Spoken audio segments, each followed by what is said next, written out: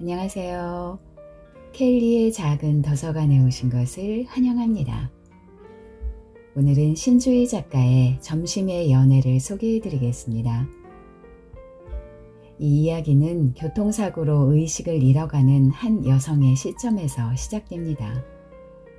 그녀는 죽음에 가까워진 순간 과거의 기억을 떠올리는데요. 평범한 일상에서 시작된 것이 아니라 어쩌면 위험하고 아슬아슬했던 관계, 그녀에게는 지워지지 않는 강렬한 사랑과 후회로 남아있습니다. 신주희 작가의 점심의 연애 들어보시죠.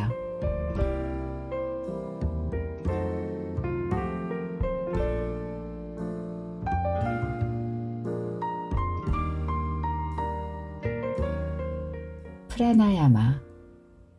여자의 가슴으로 미지근한 통증이 지난다. 동시에 차가 충돌할 때 온몸에 퍼지던 고통도 서서히 되살아나는 것 같다. 여자는 신음소리를 내듯 입술을 달싹거린다. 프라나야마. 부풀어 오른 에어백 위로 얼굴을 묻은 채다. 간신히 숨을 몰아쉰다. 까무룩 잃었던 정신이 돌아오고 있다. 여자는 의식적으로 숨을 쉬어야겠다고 생각한다. 프라나야마, 선호흡 자세. 요가 수강생들 앞에서 수백 번도 넘게 반복했던 비크람 요가의 호흡법이 여자의 머릿속에 가물가물 떠오른다. 똑바로 선 자세에서 깍지를 끼고 손바닥은 밑을 향한 채 턱으로 가져간다. 팔꿈치를 하늘로 쳐들고 배꼽에 힘을 준다. 마지막으로 숨을 나누어 들이마신다. 천천히, 아주 천천히.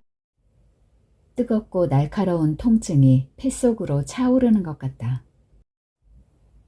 그러나 여자는 의식적으로 호흡을 멈추지 않는다. 운전석과 에어백 사이에 몸이 끼어 옴짝달싹할 수 없었지만 조심스럽게 손가락을 움직여 본다. 손목, 어깨, 다리, 발가락.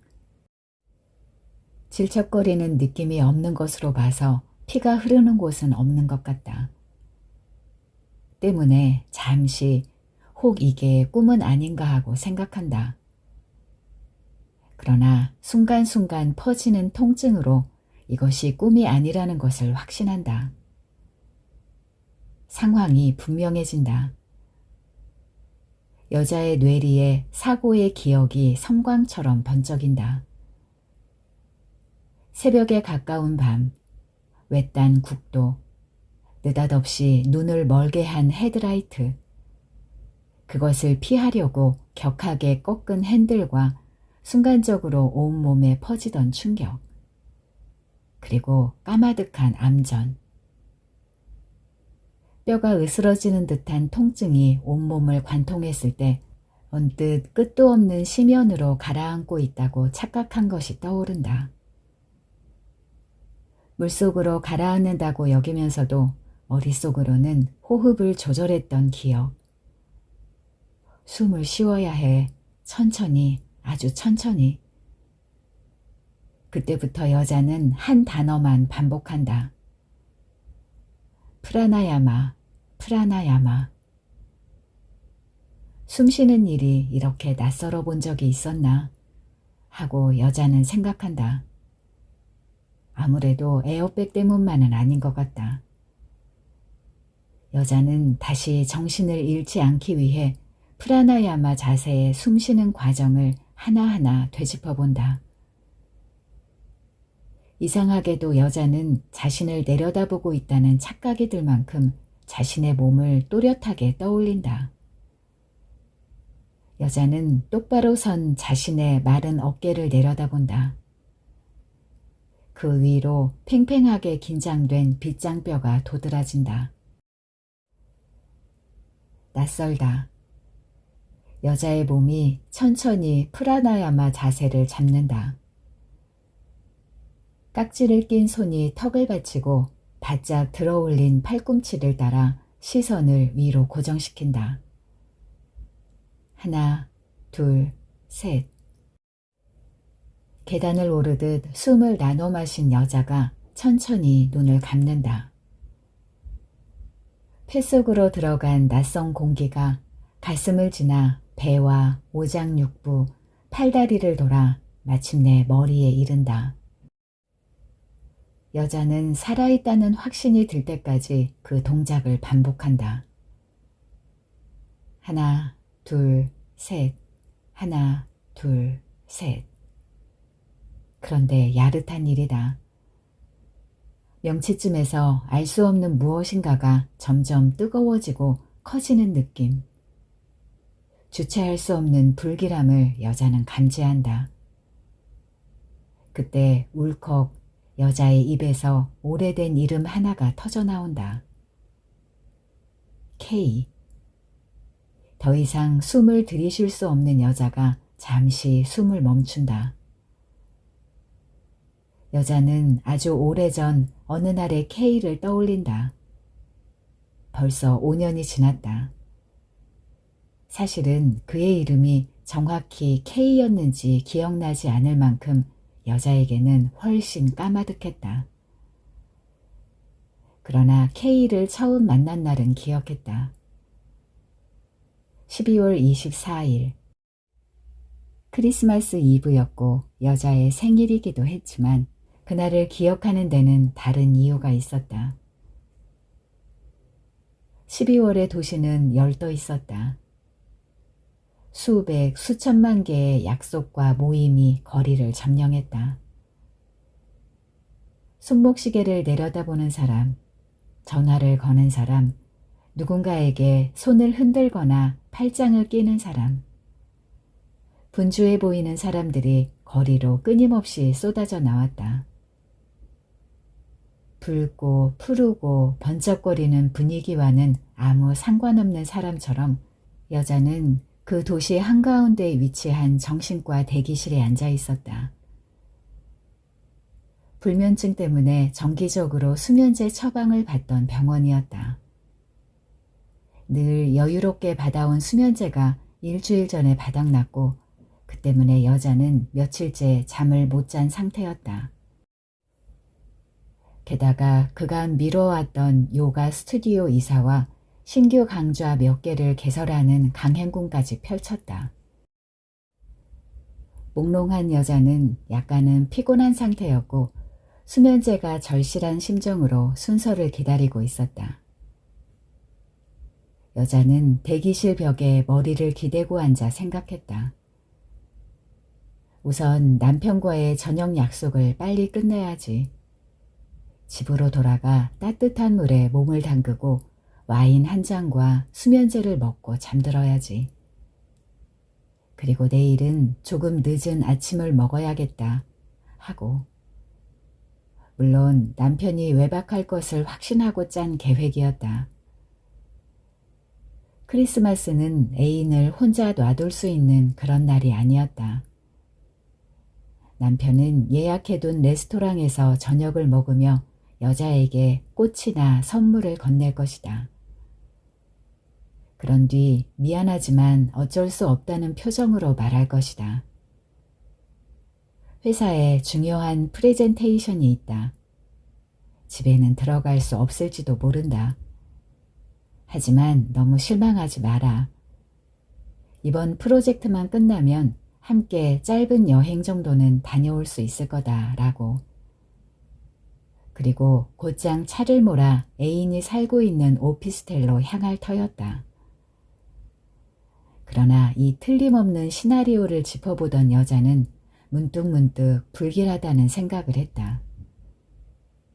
이를테면 평소답지 않은 남편의 태도라든지 무엇인가를 고백할 사람 같은 진지한 표정이라든지 혹은 요즘 여자의 안부를 묻던 낯선 태도라든지 정말이지 여자는 남편의 고백 같은 것은 듣고 싶지 않았다.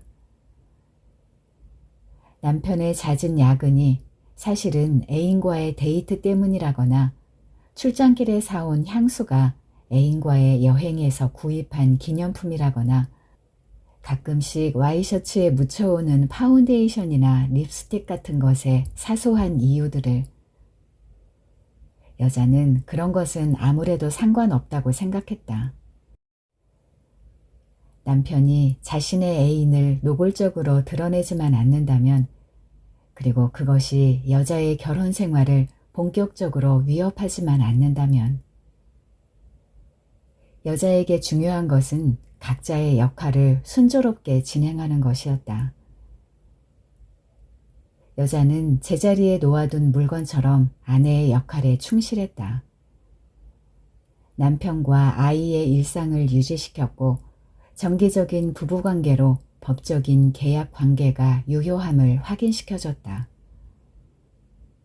그런 면에서 남편의 역할도 흠잡을 데는 없었다. 넉넉한 생활비에 아이와도 잘 어울렸다. 집안일도 적당히 도울 줄 알았고 생일과 기념일들을 빠짐없이 챙겼다. 무엇보다 만족스러운 것은 여자와 남편이 어느 쪽도 그 이상을 기대하지 않는다는 사실이었다. 서로의 서비스는 사려 깊었고 가끔은 그것 때문에 감동하거나 행복하기도 했다. 여자의 결혼 생활은 평안하고 안전하게 이어졌다. 이것들은 상당히 편리한 생활을 가능하게 했으므로 그만하면 괜찮지 않나. 여자는 스스로에게 물었고 스스로에게 답했다. 그런데 혹 남편이 이 안녕을 깨는 고백을 한다면 여자는 자신도 모르게 고개를 내저었다. 감고 있던 눈이 번쩍 떠졌다. 불길한 기분을 누르며 주변을 살폈다. 여자가 생각지도 못한 검은 눈과 마주친 것은 바로 그때였다. 눈을 감고 있던 여자를 오랫동안 응시했는지 마주친 눈은 여자의 눈에서 쉽게 떨어지지 못했다. 그가 K였다. K는 여자와 마주한 반대편 의자에 앉아 있었다. 연한 회색 코트 차림이었고 크림색 머플러로 얼굴을 반쯤 가려 눈밖에는 보이지 않았다. 키는 컸지만 비대한 몸은 아니었다. 술을 마신 건가 싶을 정도로 몸을 떨고 있었다.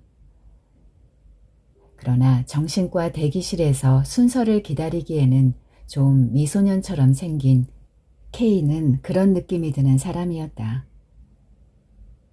K의 당황하던 눈동자는 한참이 지난 후에야 바닥으로 떨어졌다. 여자는 그런 K를 보면서 이상하다는 생각을 했다. 처음 보는 사람인데 게다가 눈밖에는 보이지 않는데 왠지 낯설지 않은 느낌. 어디선가 많이 봤다 생각하며 여자는 자신의 요가 클래스 수강생들의 얼굴 하나하나를 떠올렸다. 잠시 뒤 간호사가 K의 이름을 불렀다. 역시 여자가 아는 이름은 아니었다.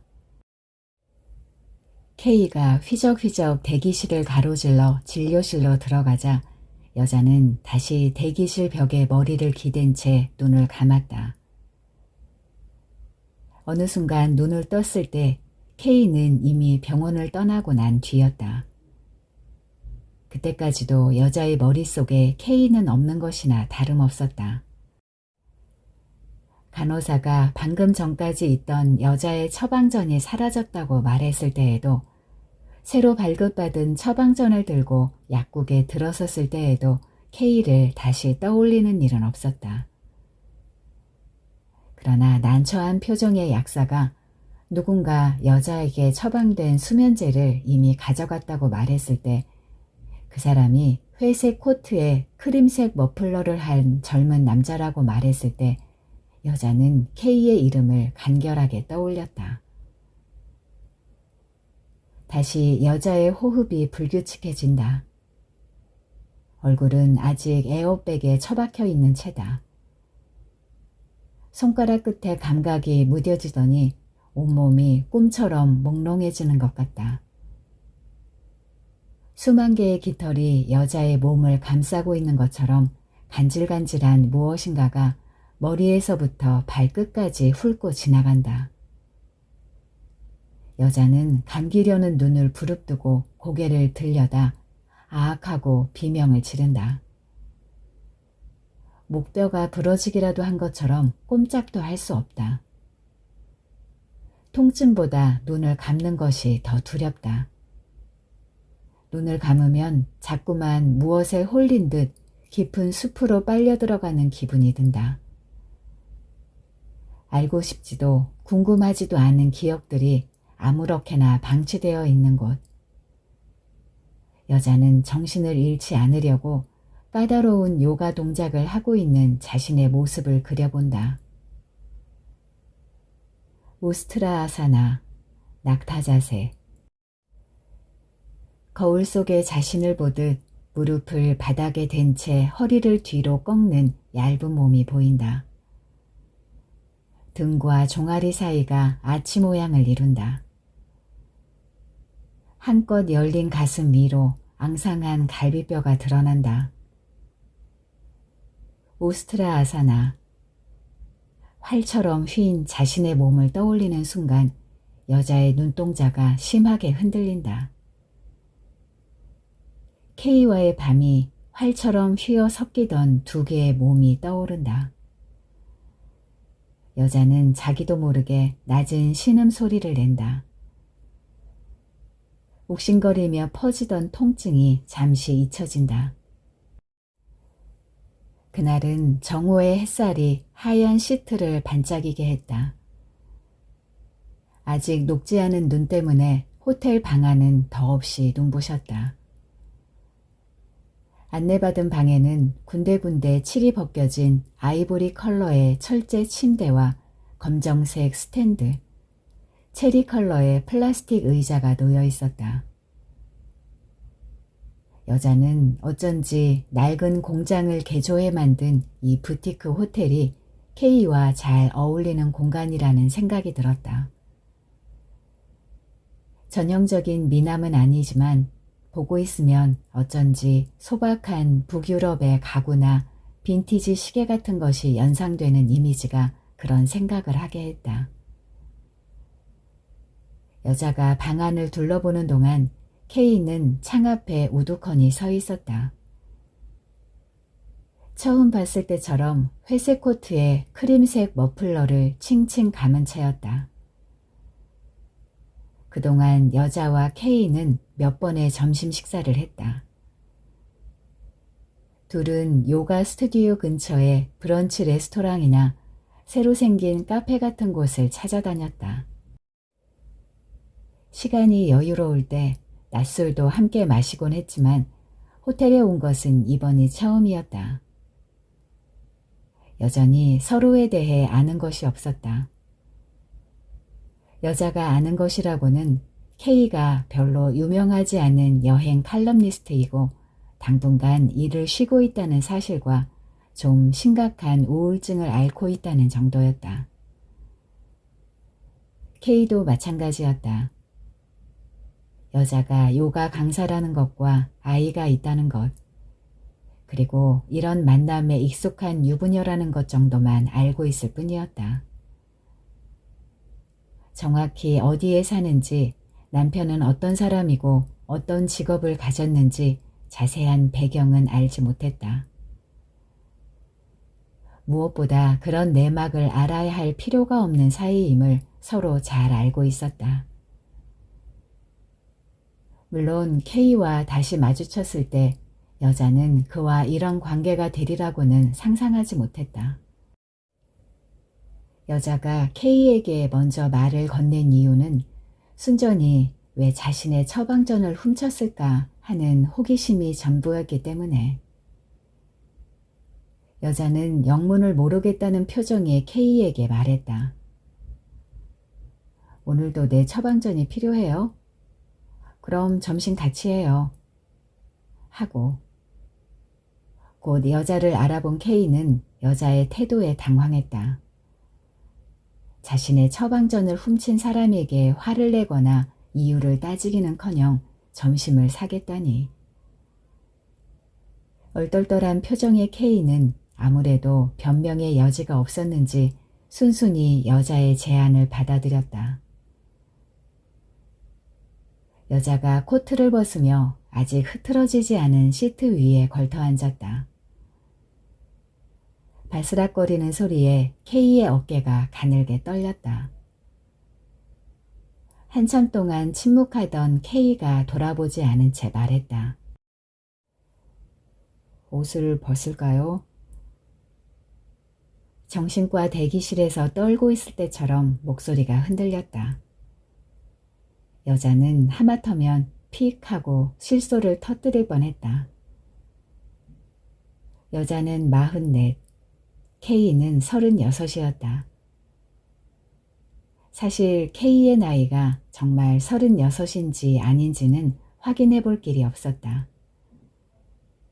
그러나 그것으로 36이라던 K의 나이는 거짓말이구나 하고 확신했다. 옷을 벗을까요라니. 여자가 간신히 웃음을 참고 뭔가를 말하려고 하자 K는 팔을 올려 코트를 벗고 스웨터를 벗었다. 곧이어 안에 입은 하얀색 반소매 티셔츠도 벗자 창백한 등이 드러났다. 이내 낡은 청바지와 팬티도 벗은 채 여자를 향해 돌아섰다. 순식간이었다.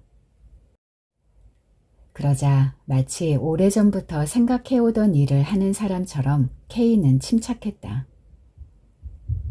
여자는 이 이상한 진지함이 당황스러웠다.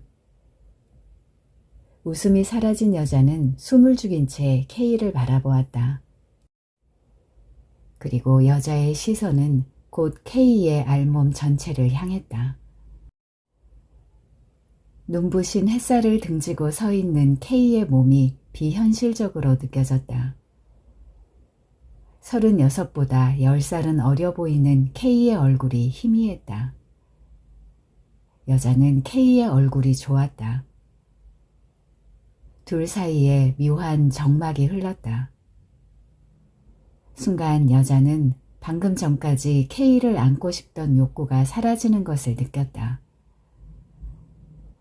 뜻밖에도 이 상황이 성적인 것과는 무관한 오히려 테이블에 마주 앉아 차를 마시는 느낌 같아서 당혹스러웠다. 게다가 전에는 물어볼 생각조차 하지 않았던 질문들이 마구 떠올랐다. 가령 진짜 이름이라든지 나이라든지 좋아하는 영화라든지, 그리고 문득 K가 처방전을 가져간 이유까지도. 거의 들리지 않을 만큼 작은 소리로 여자가 물었다. 내 처방전은 왜 가져갔어요? K는 꼼짝 않고 서서 여자를 바라보았다. 눈빛은 깊고 부드러웠다. K가 말했다. 나는 수면제가 아주 많이 필요해요. 치사량 이상으로. K가 하는 말이 무슨 뜻인지 알아내려는 듯 여자의 미간이 일그러졌다. K는 그런 여자의 얼굴을 보며 웃었다. 희미하지만 힘이 있는 어떤 확신에 찬 것 같은 웃음이었다. 한숨 쉬듯 숨을 내뱉는 K가 말했다. 나는 수면제를 모아요. 죽으려고 모으는 건 아니에요. 그렇게 죽긴 힘들죠. 다만 그건 어떤 위로예요. 원한다면 평안해질 수 있다는 위로. 이제부터 당신이 원하는 위로를 줄게요. 내게는 내가 원하는 위로를 줘요. K가 천천히 다가왔다. K의 얼굴이 여자의 얼굴 위에 포개졌다. 달고 부드러운 혀가 여자의 입술을 적셨다. 코트를 벗고 셔츠의 단추를 푼 여자가 천장을 향해 누웠다. 여과 없이 쏟아지는 햇빛 때문에 눈이 부셨다. 여자는 가늘게 뜬 눈으로 K의 얼굴을 올려다보았다. 아름다운 얼굴이 저항 없이 여자의 가슴 위로 떨어졌다. 소년처럼 근육이 거의 없는 몸이 가늘고 긴 손가락과 욕망이 제거된 눈동자가 여자의 몸을 오랫동안 애무했다.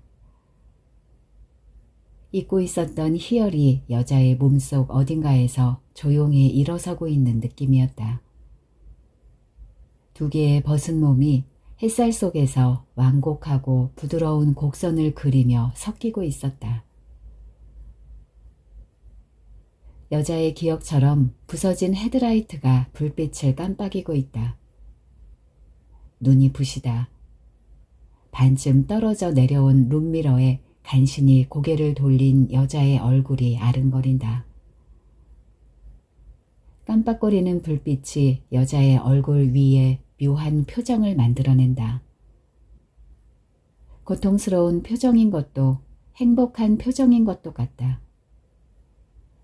5년이나 지난 지금 K의 몸이 이렇게까지 생생하게 기억나다니.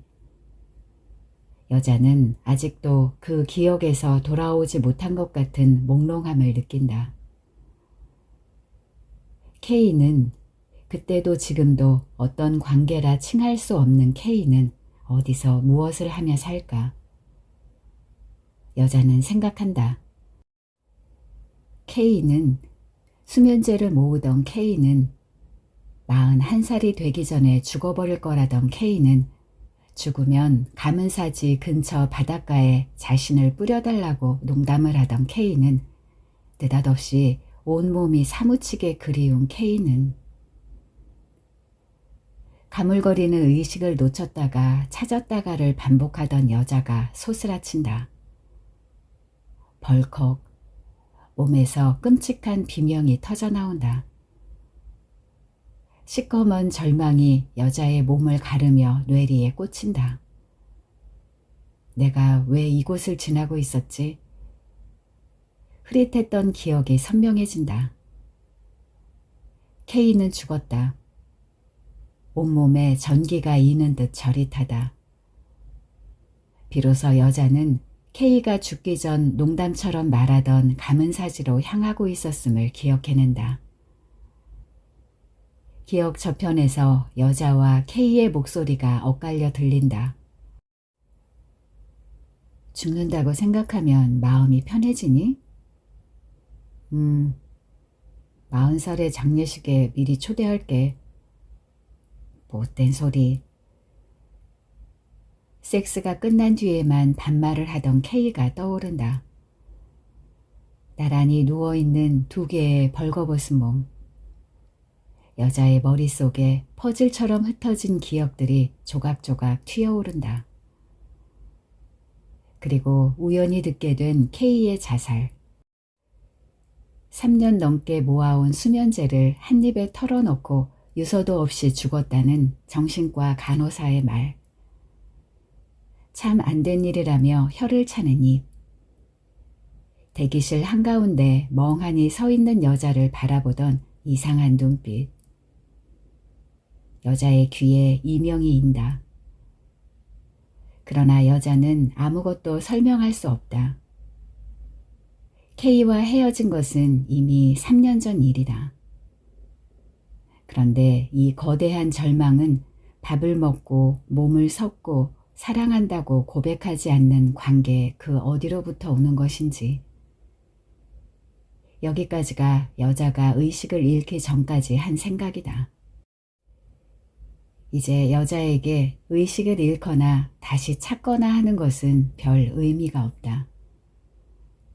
다시 여자의 눈에 환영처럼 자신의 앙상한 몸이 내려다 보인다. 꿈과 현실의 경계 어딘가에서 요가 자세를 잡는 자신이 떠오른다. 사상가사나 토끼 자세. 무릎 사이에 얼굴을 묻고 몸 어디도 틈이 보이지 않게 잔뜩 웅크린 자세다. 여자는 더 이상 아무것도 생각하지 않는다. 몸에서 열이 올라온다. 현기증이 인다. 문득 어느 날의 기억이 아련하게 떠오른다. 여자의 귓가에 빗방울 떨어지는 소리가 들리는 듯하다. 유난히도 거센 바람에 빗방울이 사납게 유리에 부딪히던 날이었다. 그날 여자는 빗줄기를 뚫고 K보다 일찍 레스토랑에 도착했다. 12시 30분. 점심시간이 지난 시간에 여자는 K와 만나기로 되어 있었다. 여자는 조금 달떠 있었다. K와 기념할 만한 이벤트가 있는 것도 아니었다. 그러나 꼭 뭔가를 고백하러 나간 사람처럼 며칠 전부터 이날을 기대하고 있었다.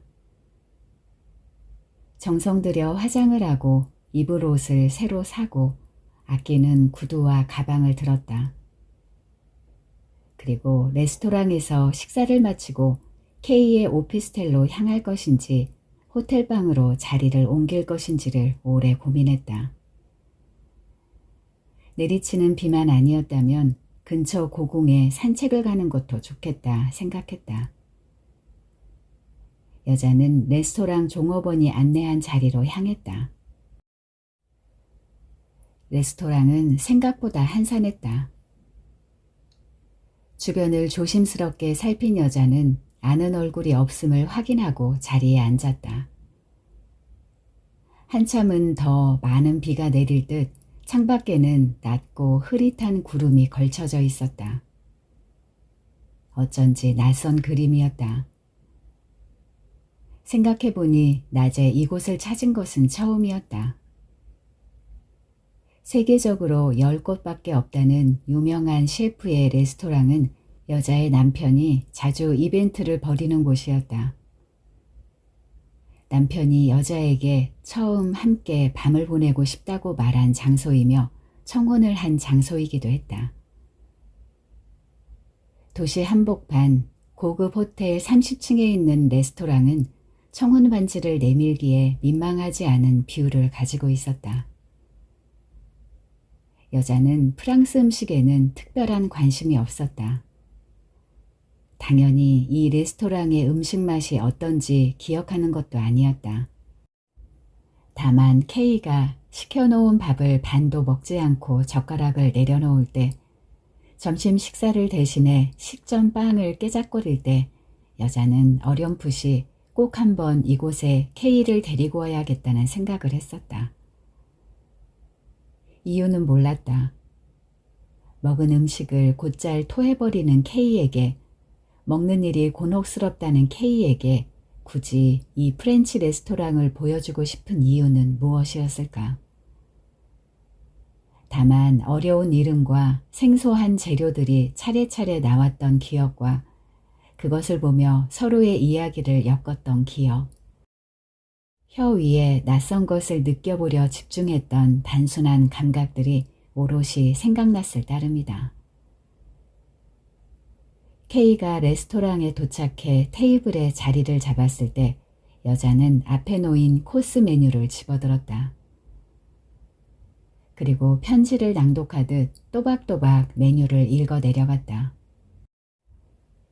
어뮤즈먼트 부시, 토마토 수박 그라니타, 프로방스 스타일의 라타투이, 개구리 다리 무니에르와 대파를 얹은 폴렌타, 모타델라 햄, 그 다음은 레몬 소스를 얹은 연어와 청후추 향의 송아지구이, 또 그 다음은 우럭구이와 명란젓 버터감자 빠이아송과 물냉이 샐러드, 마지막으로 옥수수 아이스크림과 커피, 초콜릿.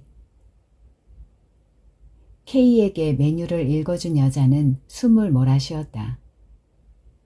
그 사이 여자와 K 사이에 음식들이 도착했다.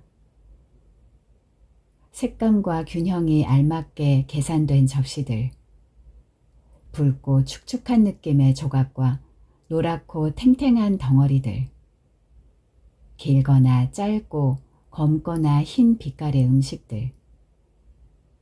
K는 그것을 말끄러미 내려다보고 있었다. 마침내 K의 목젖이 미세하게 움직였다. 한참 만에야 숟가락을 든 K의 팔에는 힘이 들어가 있었다.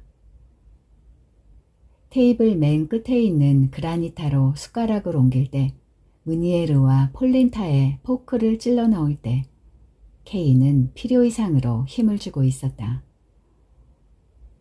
그 모습은 어쩐지 뭔가를 작정한 사람처럼 보였다.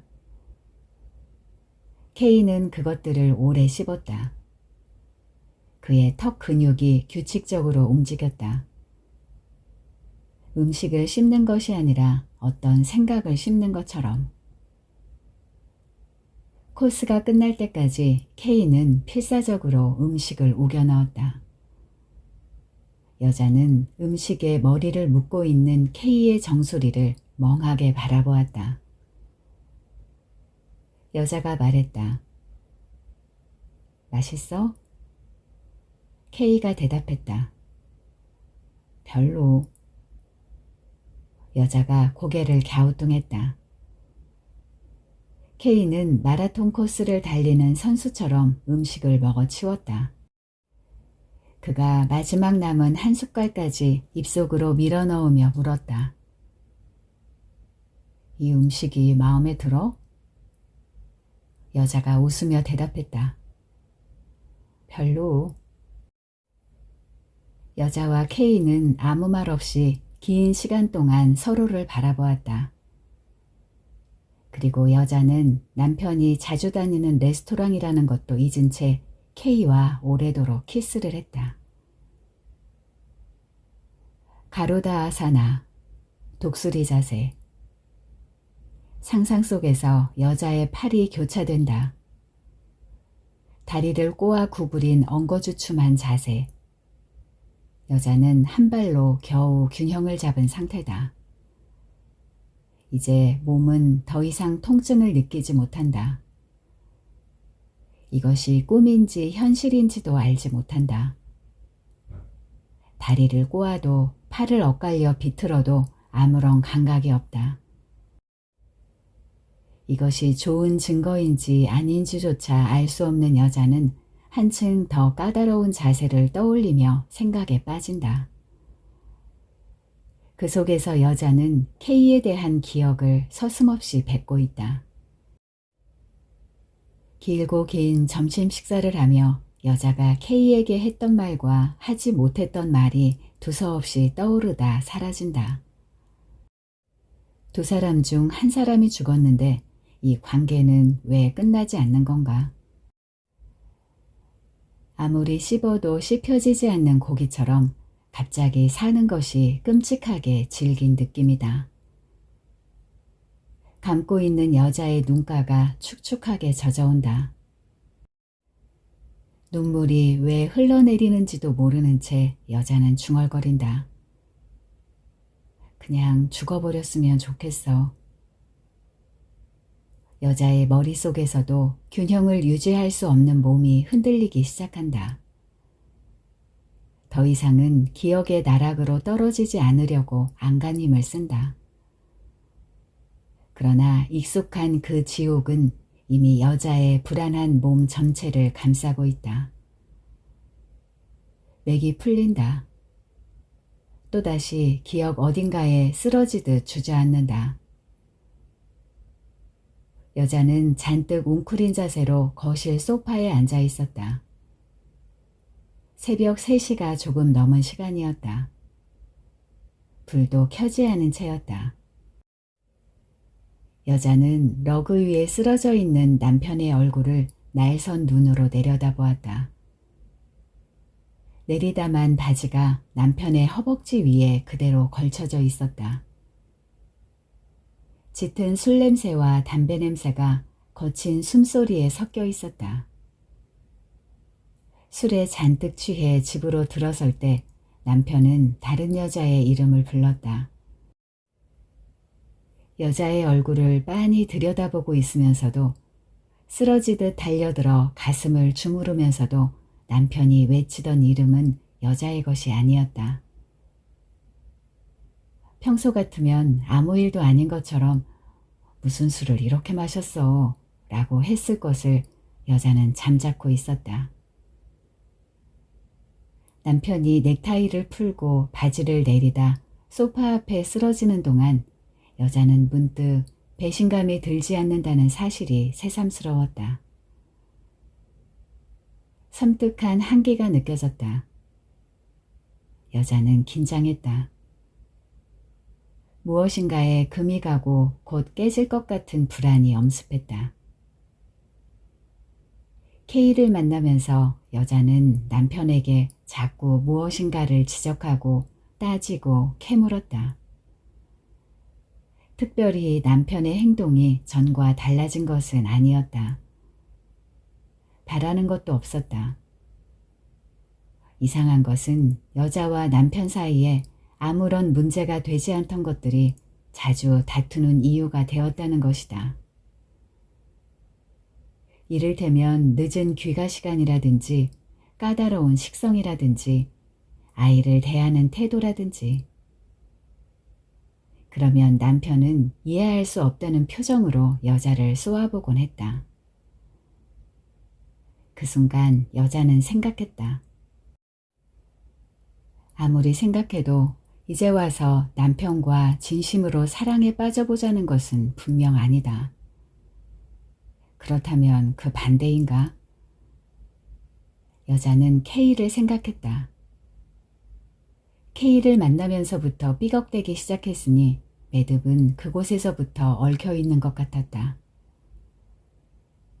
정체를 알 수 없는 불안감을, 특히 K의 몸이 간절히 그리운 날이면 불쑥거리는 이 감정의 정체에 대해 두려움을 느꼈다. 여자는 잠든 남편을 그대로 두고 집을 나갔다. 차를 몰고 곧장 K를 만나 기억이 나지 않는 허름한 모텔에서 그를 안았다.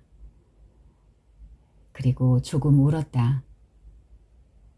무엇이 복받쳤는지 스스로도 설명할 수 없었다. 잠자코 여자를 안고 있던 K가 무슨 말인가를 할 듯 말 듯 망설이다 말했다. 나를 사랑해요? 순간 여자는 자신의 안전한 일상을 위협하는 것의 실체를 깨달았다.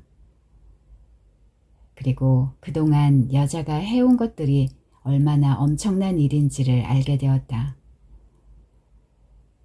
보여주고 싶은 것이 생기고 먹이고 싶은 것이 생기고 어딘가에 숨어 자유롭게 서로를 만지고 싶은 것. 여자는 갑자기 자신이 냉정해지는 것을 느꼈다. 머리가 곤두설 만큼 서늘해진 마음으로 황급히 K의 셔츠 단추를 풀기 시작했다.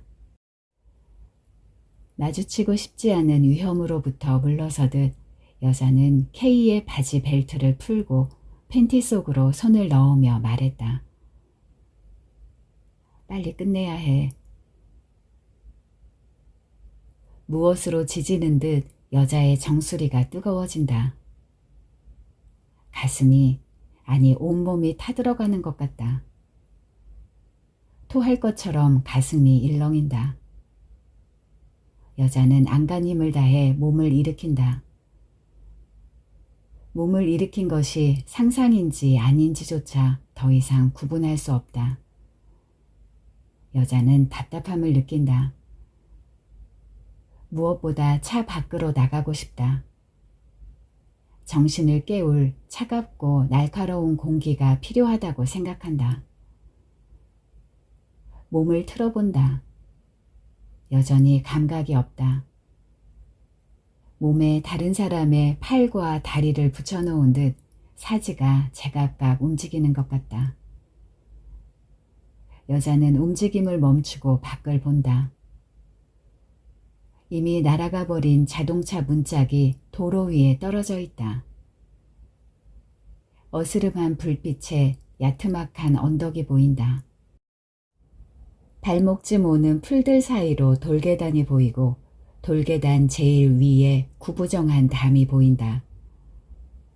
여자는 그 담 위로 뾰족하게 올라온 두 개의 탑을 희미한 눈으로 본다. 매우 아늑해 보인다. 이곳이 어디쯤인지 알 것 같다. 내비게이션이 멈춰선 곳, 가문사지. 절이었던 곳, 지금은 절이 아닌 곳. 하지만 흔적만 남아서 더 절 같은 그곳. 기능을 상실한 여자의 입술이 알 수 없는 말들을 중얼거린다. 그러나 이것 또한 여자의 의지가 아니다. 아직 헤어나지 못한 기억이 여자의 입을 빌려 말을 옮기고 있을 뿐이다. 어떤 것이 사라지면 결국 의미가 남지. 나는 그런 곳이 좋아. 하던 K의 말. 그리고 또 하나의 목소리가 겹쳐 들린다. 바로 여자 자신의 소리. 명상 자세를 취한 수강생들에게 때로는 스스로에게 타이르듯 말하던 조용하고 느릿한 음악에 맞춘 자신의 목소리가 희미하게 들리는 것 같다. 하나, 둘, 셋. 하나, 둘, 셋. 침대에 누운 자세 그대로 숨을 고릅니다. 숨을 나눠서 천천히 들이쉽니다. 머릿속을 어지럽히는 생각들도 하나씩 내뱉습니다. 팔을 가지런히 편 채로 다리는 약간만 벌립니다. 몸 어떤 곳에도 힘이 몰리지 않는 느낌. 머릿속을 비우며 아무 생각도 하지 않습니다. 편안합니다. 이제 소리가 점점 크게 들립니다. 침실 유리창을 때리는 소리. 제법 굵은 비가 내립니다. 간간히 천둥과 번개도 칩니다. 조깅은 생략하기로 한 아침, 유난히도 몸이 노곤하게 느껴집니다. 기분 전환을 위해 오디오를 켭니다. 귀에 익은 피아노 선율이 흐르기 시작합니다. 아직 잠에서 덜 깬 남편이 몸을 뒤척이며 돌아놓습니다. 뒤척임에 몸이 조금 흔들립니다. 잠이 완전히 달아납니다. 천천히 몸을 돌려 눕습니다. 그 자세 그대로 몇 분간 온 몸을 더 이완시킵니다. 눈은 아직 뜨지 않습니다. 아무 생각도 하지 않습니다. 다만 오늘도 완벽한 하루를 살기 위해 해야 할 것에 대해서만 생각하겠다 하고 다짐합니다. 오전 수업을 위해 특별히 준비해야 할 것은 없는지, 오늘까지 내야 하는 공과금은 없는지, 점심은 무엇을 먹고 또 저녁은 무엇으로 차려야 하는지, 생각이 마음먹은 대로 끝나지 않아 괴롭다면 그냥 그대로 눈을 뜹니다. 침대에서 일어나 부엌으로 갑니다. 냉장고에서 사과와 케일을 꺼냅니다. 흐르는 물에 씻어 믹서기에 넣습니다. 잠시 주변이 소란스러워져도 호흡을 흐트러뜨리지 않습니다. 믹서에 소음을 틈타 잡생각이 떠오를 수도 있습니다. K, K, K. 깔끔하게 정리했다고 생각되는 이름이 떠오를 수도 있습니다. 헤어지자는 제안에 그간 즐거웠다. 흔쾌히 말하던 그의 입술이 생각날 수도 있습니다. 그러나 그것은 쓰지 않던 근육을 썼을 때 나타나는 증상과 비슷합니다. 한동안 어딘지 알 수 없는 곳이 뻐근한 느낌. 하지만 이것은 삶의 견고한 안전장치가 될 수 있습니다. 그리고 가져야 할 것과 버려야 할 것의 경계를 명확하게 만드는 데 좋습니다. 그조차도 불편하다면 떠오르는 생각들을 지웁니다. 가장 최근 기억에서부터 천천히 차례대로. K를 만났던 새벽, 새벽의 몽롱한 공기, 얼굴을 기댔던 어깨를 축축하게 적시던 눈물 같은 것들을 하나씩 하나씩 지워갑니다. 하나, 둘, 셋. 사과 케일 주스를 2개의 컵에 나눠 담습니다. 하나는 남편에게, 또 하나는 아이에게. 아직은 자신의 역할에 충실한 것 같아 기분이 조금 나아집니다. 각자의 자리에 앉아 식사를 하는 남편과 아이의 모습을 지켜봅니다. 사는 것이 행복이 별거인가 하는 생각이 듭니다. 남편과 아이가 집을 나섭니다. 식탁을 정리합니다. 접시와 밥그릇, 숟가락과 젓가락을 걷어내고 행주로 닦습니다. 마지막으로 남편과 아이가 앉았던 의자를 안으로 잘 밀어 넣습니다. 설거지를 끝내고 커피 한 잔을 만듭니다. 에스프레소 향이 집안을 채웁니다. 거실 소파에 앉아 혼자만의 평안을 누립니다. 확실하지 않은 것과 초라한 것, 자존심을 버려야 하는 상황과 위태로운 감정들로부터 안전거리가 확보된 것 같아 안심이 됩니다. 이제 삶은 세상의 모든 위협으로부터 온전하고 완전한 쪽을 향해 있습니다. 잠시 비가 쏟아지고 번개가 치고 바람이 부는 일은 아무래도 상관없습니다. 여자가 눈을 번쩍 뜬다. 눈꺼풀이 눈물로 달라붙어 눈을 뜨려다 감다가를 서너 번 반복한 다음이다.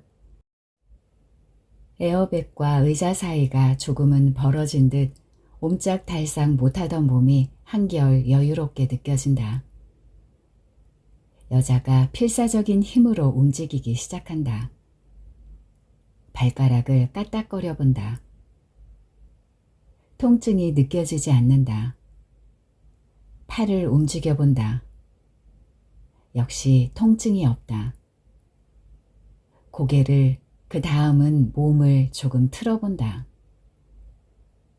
가물거리는 정신이 마취제처럼 온몸의 통증을 둔하게 만든다.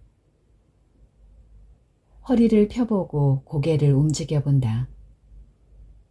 둔탁한 감각이지만 여자는 자신이 움직이고 있음을 확신한다. 손을 뻗어본다.